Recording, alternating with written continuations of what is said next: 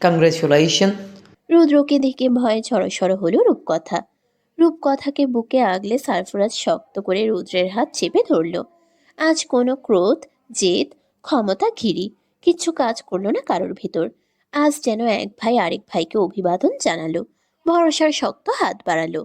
সারফরাজের হাত শক্ত করে ধরে তপ্ত দীর্ঘশ্বাস ছাড়ল রুদ্র। এরপর মায়া চৌধুরীর মায়াবী মুখ পানে তাকিয়ে বলে উঠল, তোমরা আমাকে ক্ষমা করে দাও ফুপি। যদিও ক্ষমার অযোগ্য অপরাধ করেছে, আদৌ ক্ষমা পাবো কিনা জানি না, কিন্তু আমার পশু সত্তা বলছে আমার ক্ষমা চাওয়া উচিত। আমি সত্যিই অনুতপ্ত। রুদ্রের কথায় সারফরাজ চুপ রইল। রুদ্র কিছুক্ষণ চুপ থেকে পুনরায় বলে উঠল, আমাকে পাতাল ঘরে পাঠানোর ব্যবস্থা কর সরফরাজ। যদি পাপের কিছুটা মার্জনা হয়, আমি স্বেচ্ছায় আমার বন্দি দশা কবুল করে নিয়েছি। আমি আজীবন ওখানে নিজের জীবন কাটাতে চাই। পৃথিবীর বাতাস বড্ড বিষাক্ত ঠেকছে। অন্ধকারই আমার আপন এখন। সারফরাজ এক ভ্রু উঁচু করে শোধালো। রিয়েলি? রুদ্র মাথা ঝাঁকালো তাৎক্ষণিক। সারফরাজ ঠোঁট বাঁকিয়ে হেসে বলে উঠল, তোকে বন্দি করতে ইচ্ছে করছে না, আর স্পেশালি মা যাচ্ছে না। তুই লস এঞ্জেলস ফিরে যা, সেই ভালো তোর জন্য। রুদ্র রাজের মনে হলো সারফরাজ তার সাথে মজা নিচ্ছে, তাই নিজেই এগিয়ে গেল আবির মাহাতাবের কাছে। এরপর বলে উঠল, স্যার চলুন। আবির মাহাতাব মাথা ঝাঁকালো, এরপর বলল, চলো। সারফরাজের থেকে বিদায় নিয়ে মায়ার সামনে নত মস্তকে দাঁড়ালো রুদ্র। এবার বুক ঠেলে কান্না পেল তার। নিজেকে কিছুতেই ধরে রাখতে পারল না সে। হাঁটু ভেঙে মায়ার পায়ের কাছে বসে গেল রুদ্র। এরপর মায়ার পা জড়িয়ে ধরে বলে উঠল, আমাকে তুমি মাফ করে দাও ফুপি। আমি অন্যায় করেছি, কিন্তু বিশ্বাস করো, জেনে বুঝে করিনি। আমি অবুঝ ছিলাম। আমার চোখে কালো অপরাধের পর্দা ছিল। আজ বহু বছর বাদে সেই পর্দার উন্মোচন হয়েছে। রুদ্রের কান্না মায়ের বুকে শেল হয়ে বিঁধল। তার কাছে মনে হলো সেদিনের সেই 10 বছর বয়সী রুদ্ররাজ তার ভাইপো তার সামনে ঠোঁট ভেঙে বসে বসে কাঁদছে। মায়া নিজেও হাঁটু মুড়ে বসে রুদ্রকে বুকে জড়িয়ে বলে উঠল, তুই তো আমার আব্বারে রুদ্র। মেয়ের কাছে বাপের কোনো অন্যায় থাকতেই পারে না, না পারে না। আমি সেই সব কিছু মনে রাখিনি, তুইও ভুলে যা সব। সময়ের পরিক্রমায় সমস্ত দ্বন্দ্ব, অভিমান, রাগ, ক্ষোভ, জেদ ঝুরঝুর করে বালির বাঁধের ন্যায় ভেঙে গেল। সারফরাজ আবির মাহাতাবকে বলল, স্যার, ওর পাসপোর্ট আর জরুরি ডকুমেন্টসগুলো ওকে ফেরত দিয়ে দিন। আমি ওর সাথে আমার সমস্ত সম্পর্ক ছিন্ন করতে চাই। আজ থেকে আমরা কেউ কাউকে চিনি না। আজ থেকে আমি ধরে নেব আমার জীবনে রুদ্ররাজ নামক কোনো ছায়া কখনো ছিল না, আর ভবিষ্যতেও থাকবে না। সারফরাজের শক্ত গলার কথাটা রুদ্রের বুকে গিয়ে বিঁধল। সে মাথা নত রেখে অস্ফুট গলায় বলল, আমার সাজা কমানোর জন্য থ্যাঙ্কস, কিন্তু আমি আজীবন অন্ধকার কারাবাস ডিজার্ভ করি। আর দাঁড়ালো না রুদ্র। এখানে দাঁড়ানোর মতো মুখ তার নেই। সে লস অ্যাঞ্জেলস ফিরে যাবে, এরপর সেখান থেকে রাশিয়া। রুদ্র নামটা সকলের মন থেকে সে মুছে দিতে চায়। রুদ্রের কালো ছায়া আর যেন কারোর উপর না পড়ে, ব্যাস এইটুকুই। সারফরাজকে পুনরায় শুভকামনা জানালো রুদ্র। সে সারফরাজ আর রূপকথাকে উদ্দেশ্য করে বলে উঠল, তোরা হ্যাপি থাক। আর তোমাকে বিরক্ত করবার জন্য আমি সত্যিই দুঃখিত রূপকথা। চাইবো তোমাদের সাথে আর কখনো আমার দেখা না হোক, কিন্তু তোমাদের খুব মিস করবা। হ্যাঁ, নির্লজ্জ মন তোমাদের বারবার দেখতে চাইবে, যোগাযোগও করতে চাইবে। যদি এমন ধৃষ্টতা কখনো দেখিয়েও ফেলি, প্লিজ কেউ রাগ করো না। আমার একাকী জীবন কালো মেঘে ঢাকা। আমি তোমাদের মতো এতটা সুখী নই। আসছি। রুদ্র পা বাড়ালো। মায়া পেছন থেকে ডেকে বলে উঠল, ফুপির অপেক্ষা করব তোর জন্য, ভুলে যাস না আমাকে। রুদ্ররাজ পেছন ফিরল না, শুধু স্তম্ভিত হয়ে মাথা ঝাঁকালো। এরপর লম্বা লম্বা পা ফেলে গলফ ক্লাবের বাইরে বেরিয়ে এলো। বাইরে ইয়ং সহ আবির মাহাতাব অপেক্ষা করছেন গাড়ি নিয়ে।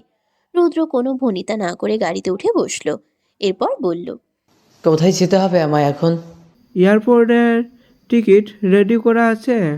বলেই গাড়ির ক্লাচে পা রাখলেন আবির মাহাতাব। গাড়ি ছুটতে লাগলো এয়ারপোর্ট অভিমুখে। রুদ্র ফাঁকা দৃষ্টি মেলে গাড়ির জানালার বাইরে তাকালো। মুক্তির স্বাদ আজ অনুভব করতে পারছে না সে। তার এই ঝকমকে আলো মাখা পৃথিবী থেকে মুখ লুকাতে ইচ্ছে করছে। মনে হচ্ছে পুরো বিশ্ব এক ঘৃণিত জঘন্য অপরাধী হিসেবে তাকে চিনে। সে যেখানেই গিয়ে দাঁড়াবে সেখানেই আঙ্গুল উঁচিয়ে মানুষ বলবে, ওই তো নরপিশাচ। রুদ্রের বিদায়ের পর রূপকথার বিদায়ক্ষণ এলো, কিন্তু কেউ কাঁদল না। হাসি খুশি সুফিয়ান চৌধুরীকে বাঁকা চোখে রূপকথা বলে উঠল। বাবা আমি চলে যাচ্ছি। তো যাও না, না করছে কে? তোমরা কাঁদছো না কেন? এখানে কাদার কি আছে? বিয়ে হয়েছে, শ্বশুর বাড়ি যাবে, এটাই তো স্বাভাবিক নিয়ম। সে কি আমার বিয়ে হয়ে গেল? আমি পরে ঘরে চলে যাচ্ছি, তোমরা কাঁদবে না? না মা, কাঁদবো না। সুফিয়ান চৌধুরীর তেরামো কথায় রূপকথার মেজাজ সপ্তম আসমানে গিয়ে ঠেকল। সে রেখাকে উদ্দেশ্য করে মেজাজ দেখিয়ে বলল, এই তোমাদের ভালোবাসার নমুনা মা। বিয়ের আগে তো স্বামী স্ত্রী মিলে সেই নাটক করলে, এখন কোথায় গেল সেসব? রেখা উত্তর করবার আগেই সুফিয়ান চৌধুরী বলে উঠল, তোমার গ্রেট মাফিয়া ম্যান ঘর জামাই থাকতে চলেছে। আজ বেআইন সাহেবা কাঁদবে, কারণ তার ছেলে আমাদের বাড়িতে চলে যাচ্ছে। আমরা খামোখা কাঁদতে যাব কেন? সারফরাজ বাঁকা হাসল। এরপর সুফিয়ান চৌধুরীকে কাঁচকলা দেখিয়ে নিজের ফোন থেকে দুটো টিকিট বের করে বলে উঠল, কেমন দিলাম? খুব শখ না? আজ রাতেই চলে যাচ্ছি, ফিরবো 1 মাস পর। আপনাকে একদম বিশ্বাস নেই।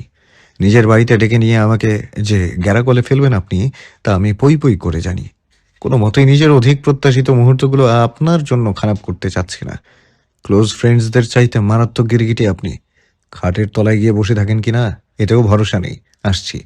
বলেই রূপকথাকে টেনে হিড়হিড় করে চলতে আরম্ভ করলো। এরপর পিছন ফিরে পুনরায় বলে উঠল, মাকে রেখে যাচ্ছি। আপাতত সবাই মিলেমিশে ছেলে হবে নাকি মেয়ে হবে সেই বিষয়ে মিটিং করতে থাকুন। আমাদের একদম বিরক্ত করবেন না। যদি এমনটি করেছেন না, দেশে ফিরে সবগুলোকে পিস পিস করব। সারফরাজের কথায় সুফিয়ান চৌধুরী স্তব্ধ হয়ে রইল। এবার তার সত্যি হাত পা চড়ে কাঁদতে ইচ্ছে করছে। কেমন ভেলকিবাজ ছোকরাই সারফরাজ, ভেবেই মাথার চুল ছিঁড়তে ইচ্ছে করছে। ভোলা ভালা সেজে সে সুফিয়ান চৌধুরীকে ঘোল খাইয়েছে। হাজার হাজার টাকা খরচা করে ফুল কিনে ওদের জন্য ঘর সাজিয়েছেন তিনি। আর এই হতচ্ছাড়া বলছে কি এসব? সুফিয়ান চৌধুরী নানান ভাবনা ভাবতে আরম্ভ করলেন। সারফরাজ অভিকে রেখে বলে উঠল, গাড়ি রেডি করো, ক্যাপ্টেন লিও এয়ারপোর্টে অপেক্ষা করছে। অভিরূপ ফাঁকা ঢোক গিলে দ্রুত পায়ে সারফরাজের পাশে এসে কানে কানে শোধালো। আকাশে অকাম করবি তোরা? সারফরাজ নাক ফুলিয়ে বলে উঠল। চাঁদের দেশে গিয়ে করব। তোর কোনো আপত্তি আছে? অভি নিঃশব্দে মাথা নাড়ালো। এরপর পাংশু মুখে বলল, ক্যাপ্টেন লিও সব শুনে ফেলবে, মুখ দেখাবি কি করে? সারফরাজ চোখ গরম করে অভির চুলের গোছা টেনে ধরে হিস হিস করে বলে উঠল। আমাকে এত নির্লজ্জ আর অধৈর্য পুরুষ মনে হয় তোর? অভিরূপ নিজেকে ধাতস্থ করে চুল থেকে সারফরাজের হাত ছাড়াতে ছাড়াতে বলে উঠল, আজকাল মানুষ নাকি রকেটে বাসর সারে। শুধু তাই নয়, সৌরজগতে ব্ল্যাক হোল কেউ হেরা না ছাড়ছে না। সব জায়গাতেই তাদের সিগনেচার পদচারণা। ভাবতে পারছিস অবস্থা কোথায় গিয়ে দাঁড়িয়েছে? বাদ আছে কোথাও? বিস্মিত হয়ে শোধালো সারফরাজ। অভিরূপ কিছুক্ষণ ভেবে বলে উঠল, অ্যামাজন জঙ্গল, অ্যানাকোন্ডার ভয়ে আপাতত ওখানে কেউ যায়নি। ঠিক আছে, তাহলে আমিই যাচ্ছি ওখানে। তুই গাড়ি রেডি কর শালা। আমার টাইম ওয়েস্টে তুই সবার উপরে। অভিকে দাঁত পিষে আরও কয়েক দফা গালাগাল করে রূপকথাকে এক ঝটকায় কোলে তুলে বাইরে বেরিয়ে এলো সারফরাজ। পিছন পিছন এলো সকলে। ফুলে ফুলে সজ্জিত সারফরাজের কালো ব্র্যান্ডেড গাড়ি।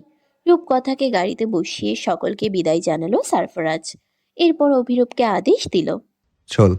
Mount cliff palace, California. ক্যালিফোর্নিয়ার উত্তর উপকূলে সমুদ্রের তীরে খাড়া পর্বতের কিনার ঘেঁষে বানানো দৃষ্টি নান্দনিক পাথর, গ্লাস আর কাঠের সংমিশ্রণে এক প্যালেস। প্যালেসের পাশ ঘেঁষে বয়ে চলেছে সরু একটি জলপ্রপাত। নিচে নীল জলের প্রশান্ত মহাসাগর। চারপাশে বিশাল উচ্চতা বিশিষ্ট রেডউড ট্রি। এক একটা গাছের উচ্চতা প্রায় 200 থেকে 300 মিটার। এক একটা ব্যাস এতটাই এক একটার ব্যাস এতটাই মোটা যে লম্বা চওড়া 5-6 জন মিলেও হাতজোড়া দিয়েও বেড় আনতে পারবে না এই দানবীয় গাছের। যতদূর দৃষ্টি যায় ততদূর নাম না জানা গুল উদ্ভিদের ঝোপঝাড়। চারপাশের বাতাসে বনফুলের সুঘ্রাণ ভেসে বেড়াচ্ছে। এখানে রাত নামে দ্রুত। চাঁদের নরম আলো মাটিতে পৌঁছায় খুব কম। রাতের নিস্তব্ধতায় বয়ে চলা সমুদ্রের ঢেউয়ের গর্জন মনে প্রশান্তি দেয়। আর সম্মুখ পর্বতের গম্ভীরতা গা ছমছমে অনুভূতি সৃষ্টি করে। টানা 25 ঘন্টার জার্নি শেষ করে রূপকথা আর সারফরাজ নিজেদের এই প্যালেসে এসে উপস্থিত হয়। নিজের একাকিত্ব মুহূর্তগুলোকে আরো বেদনাদায়ক আর গাঢ় করতে এই বাড়িটি বানিয়েছিল সারফরাজ। একমাত্র এই প্যালেসেই সেই গলা ফাটিয়ে চিৎকার করে নিজের কষ্ট উগলে দেবার চেষ্টা করত সকলের অগোচরে। জনমানবহীন এই অরণ্যে সারফরাজের কষ্টের পরিমাপ কেউ করতে পারেনি। জনমানবহীন এই অরণ্যে সারফরাজের কষ্টের পরিমাপ কেউ করতে আসেনি, কেউ জানতেও পারেনি। এই ভয়ানক অরণ্যের গভীর রাতে কেউ রোদন জারিতে জর্জরিত। রূপকথা বাইরে থেকে দাঁড়িয়ে প্যালেসের সৌন্দর্য অবলোকন করল। গভীর রাত, চারপাশ অন্ধকারে নিমজ্জিত। এখানে অন্ধকারের ঘনত্ব 1000 গুণ বেশি। দূর থেকে ন্যাকড়ের পালের হাউলিং শোনা যাচ্ছে, সেই সাথে আছড়ে পড়া সমুদ্রের ঢেউয়ের গর্জন। সূর্য পর্বতে নাম না জানা পাখি কেমন করুণ আর্তনাদে ডেকে উঠল। রূপকথার একটু ভয় লাগলো। সে সারফরাজের হাত চেপে ধরল। সারফরাজ রূপকথাকে টেনে নিজের কাছে নিয়ে ফিসফিস করে বলে উঠল, যতক্ষণ আমার শ্বাস চলছে ততক্ষণ তুমি নিরাপদ। ঠিক যেমনটি করে মাতৃগর্ভে ছোট্ট ভ্রূণ ঘুমিয়ে থাকে তেমন। আমি পাশে থাকা অবস্থায় কোনো ভয় নেই তোমার। চলো ভেতরে চলো। এই প্রাসাদে আজকে থেকেই তোমার শাসন বিচার শুরু হোক। তোমার দাস হতে হৃদয়ে বেকাবু হয়ে আছে। শীতের প্রকোপে রূপকথার শরীর থরথর করে কাঁপছে। সে হাঁটতে পারছে না। প্যালেসের ভেতর ক্ষীণ আলো জ্বলছে, হয়তো মোমের আলো। কিয়ৎ সময় পার হতেই খুট করে খুলে গেল দরজা। বাইরের ভেতর থেকে ড্যাভিন বেরিয়ে এলো অ্যাঞ্জেলোকে নিয়ে। এরপর মাথা নত করে বলল, কংগ্রাচুলেশন বস, ভিতরে সব গোছানো আছে, ঠিক যেমনটি আপনি চেয়েছেন। আমি আসছি। বলেই অ্যাঞ্জেলোকে নিয়ে পা বাড়ালো ড্যাভিন। অ্যাঞ্জেলো সারফরাজের কাছে আসার জন্য শব্দ করল। সারফরাজ শুধু মাথায় অল্প হাত বুলিয়ে বলে উঠল, তোমাকে পরে আদর করবো অ্যাঞ্জেলো। আজকে আদরে কেউ ভাগ বসাতে পারবে না। সমস্ত আদর ভালোবাসা একজনের জন্যই জমানো আছে। রূপকথা সারফরাজকে মিহি কম্পিত স্বরে বলল। এঞ্জেলো থাকবে না আমাদের সাথে? সারফরাজ হাসকি স্বরে বলল, তোমার আমার মধ্যে তৃতীয় কারো উপস্থিতি তোমার ভালো লাগবে রানী সাহেবা? লজ্জায় মাথা নুয়ে রূপকথা বলল। ও কি করে বিরক্ত করবে? ও তো রাতে ঘুমিয়ে থাকে। ড্যাভিনকে চোখের ইশারায় চলে যেতে বলে সারফরাজ রূপকথাকে কোলে তুলে কক্ষ অভিমুখে হাঁটা ধরল। এরপর কানের কাছে মুখ এনে ফিসফিস করে বলল, বিরক্ত করবে ও, কারণ আজ রাতে ও ঘুমোতে পারবে না তোমার চিৎকার চেঁচামেচিতে। আজ আমি তোমার আর আমার মধ্যে কারোর উপস্থিতি চাচ্ছি না। ক্ষমতা থাকলে এই অরণ্যের সমস্ত জীবজন্তুকে চুপ করিয়ে দিতাম আমি, সেই সাথে এই বিরক্তিকর সমুদ্রের গর্জন। আজ শুধু তোমার দমবন্ধকর ভারী নিঃশ্বাসের শব্দ শুনতে ইচ্ছে করছে, আর তোমার ক্রন্দনরত মুখে উচ্চারিত আমার নাম। রূপকথাকে কোলে করে নিজেদের শোবার ঘরে এনে বিছানায় বসিয়ে দিল সারফরাজ। মন্ত্রমুগ্ধের ন্যায় কক্ষের চারপাশে নজর বুলালো রূপকথা। কক্ষ জুড়ে বাহারি রঙের ক্যান্ডেল জ্বলছে। তাদের জ্বলন্ত সুগন্ধি পুরো কক্ষকে মাতাল করে তুলেছে। বাতি দানে জ্বলন্ত মোমগুলো ধীরে ধীরে পুড়ছে, জ্বলছে তবু ক্ষয় হচ্ছে না, ঠিক সারফরাজের মতো। বিছানার সফেদ চাদরের উপর ইরানি গোলাপের পাপড়ি বিছিয়ে লাভ বানানো হয়েছে। সামনের তোয়ালে দিয়ে বানানো হংসী ও কাঠের বেড সাইড টেবিলের উপর কাচের মাঝারি আকারের ফুলদানি। তাতে শোভা পেয়েছে রূপকথার পছন্দের সাদা গোলাপ। রূপকথা আনন্দিত চোখে সারফরাজের পানে তাকিয়ে বলল, থ্যাঙ্কস, সবকিছুই আমার খুব পছন্দ হয়েছে। ডেভিনকে এক্সট্রা চার্জ দিও, তার রুচির প্রশংসা করলেও কম পড়ে যাচ্ছে। সারফরাজ অল্প হেসে রূপকথার মাথায় হাত বুলিয়ে বলে উঠল। ঠিক আছে দেবু, তার আগে ফ্রেশ হয়ে এসো। রূপকথা মাথা ঝাঁকিয়ে উঠে দাঁড়ালো। কক্ষের বৃহৎ ক্লোজেট মেলে ধরে সারফরাজ বলল, এখানে সব আছে, শাড়ি থেকে শুরু করে সব। যেটা ভালো লাগে ওটাই পরে দাও। আমি লাগেজগুলো ভেতরে আনছি। রূপকথা সম্মতি জানাতেই সারফরাজ বাইরে বেরিয়ে এলো। এখানে প্রচুর ঠান্ডা, যদিও ঘরের কোণে ফায়ার প্লেসে মৃদু আগুন জ্বলছে, কিন্তু বারবার দরজা খোলার কারণে হুড়হুড় করে শীতল হাওয়া ঘরে ঢুকে যাচ্ছে। সারফরাজ চলে যেতেই দরজার পাল্লা আটকে ক্লোজেটের সামনে এসে দাঁড়ালো রূপকথা। ভেতরে অনেকগুলো শাড়ি। সাধারণ সব পোশাকের থেকে সারফরাজ শাড়ি পছন্দ করে বেশি। রূপকথার কাছে সারফরাজ আবদার জানিয়েছে যে কয়দিন সারফরাজ তার কাছে থাকবে সে কদিন যেন রূপকথা শাড়িই পরে। রূপকথার শাড়ি পরার সৌন্দর্য সারফরাজকে প্রতি মুহূর্তে ঘায়েল করে। সেই ঘায়েলে জখম হয় হৃদয়। মরণ যন্ত্রণায় কেমন হাপিত্তেশ করতে থাকে চোখ জোড়া। একদম দেহ খাঁচা ফেলে আত্মা ছুটে যেতে চায়। রূপকথা বেছে বেছে একটা মেরুন রঙের শাড়ি নিল।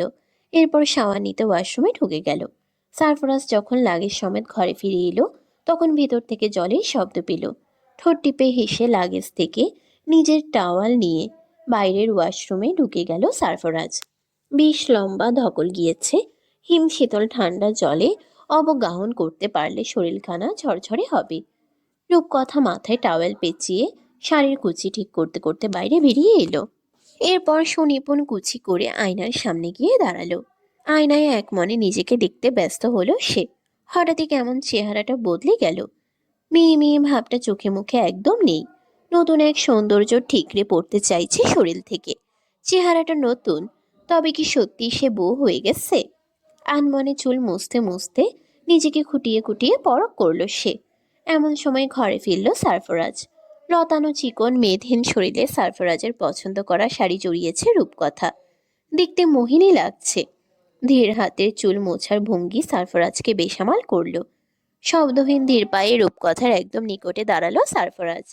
রূপকথার শরীর থেকে এখনো বউ বউ সুঘ্রাণ পাওয়া যাচ্ছে।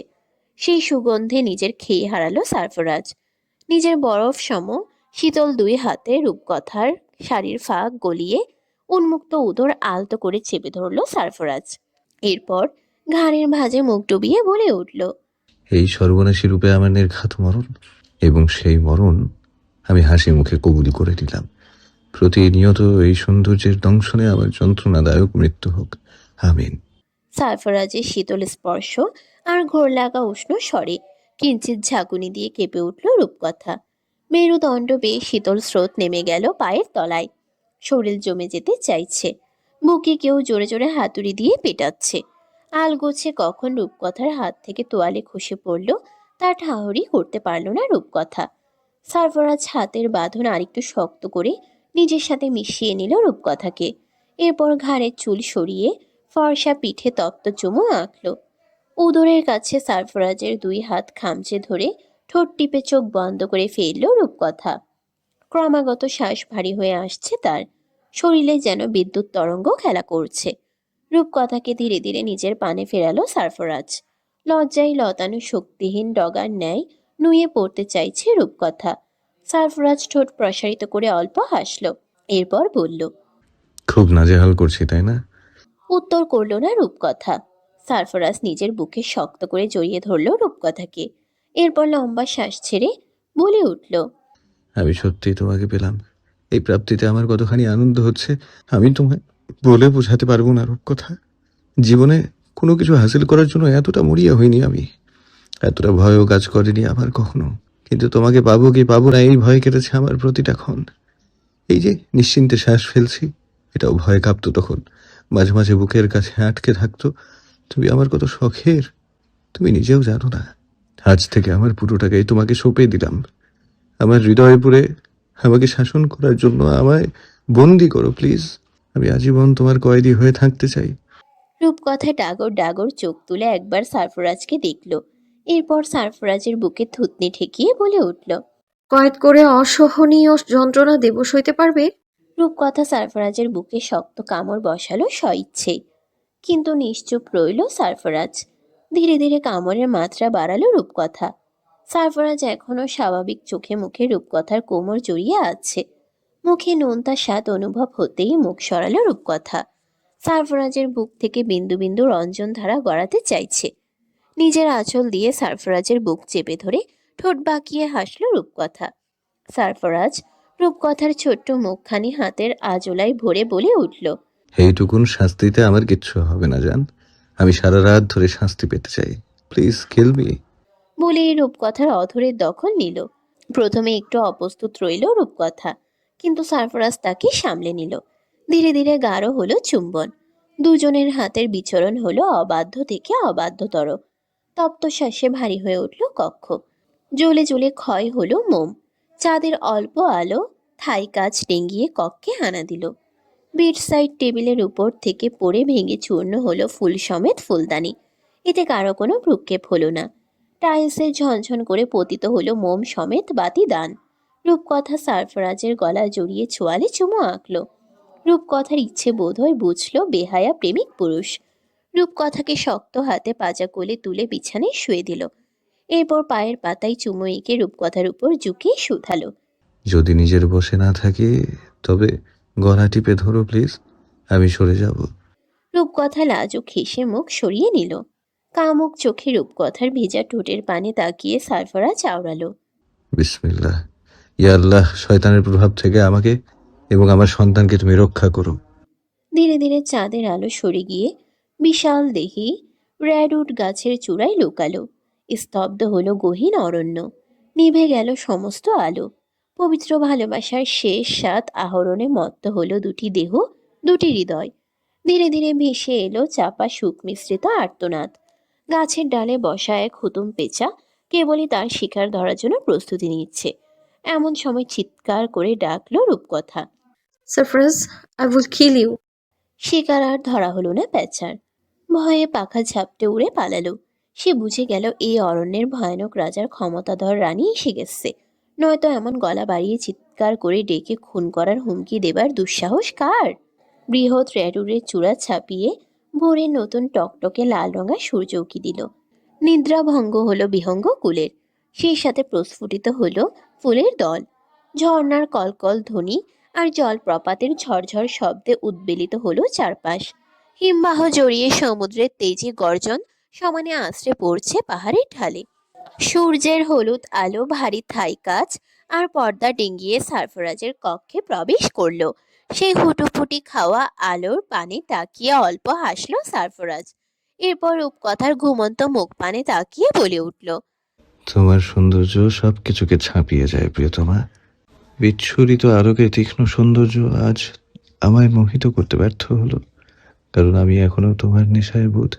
সারফরাজের বাহুতে পরম শান্তিতে নিদ্রা গিয়েছে রূপকথা। ৬০টি রাত ধরে রূপকথার শ্বাস গুনে চলেছে সারফরাজ। মানে কেমন এক তৃপ্তিময় আনন্দ। রূপকথার প্রতিটি শ্বাস সারফরাজকে পুড়িয়ে ছারখার করছে। অথচ হৃদয়হীনা বোকা রমণী তার খবরটুকু রাখেনি। সে ক্লান্ত শরীরে ঘুমোচ্ছে তো ঘুমোচ্ছে। সূর্যের আলো ধীরে ধীরে প্রকট হতেই রূপকথার লালচে জখম ঠোঁট সারফরাজের নজরে আটকালো। সেই জখমে আলতো চুমু এঁকে ফিসফিস করে রূপকথার কানে কানে সারফরাজ বলে উঠল। খুব কষ্ট দিয়ে ফেলেছি, তাই না? কি করবো বলো? দীর্ঘদিনের জমানো ভালোবাসা, বাধাহীন উন্মাদ প্রেমগুলো খাঁচায় আর বন্দি থাকতে চাইনি। ভারী ব্ল্যাঙ্কেটের ভেতর হাত ঢুকিয়ে রূপকথাকে আরেকটু নিজের দখলে নিয়ে এলো সারফরাজ। ঘুমের ঘোরে ব্যথায় অল্প ঠোঁট কুঁচকে গুঁগিয়ে উঠল রূপকথা। সারফরাজ রূপকথার কপালে ওষ্ঠ ছোয়ালো। এরপর মাথার চুলে বিলি কাটতে কাটতে বলে উঠল। শুভ সকাল মিসেস সারফারাজ। আপনার নিদ্রা ভঙ্গের অপেক্ষায় পুরো পৃথিবী প্রহর গুনছে। সারফরাজের ঘোর মেশানো ভারী স্বরে পিটপিট করে চোখ মেলে তাকালো রূপকথা।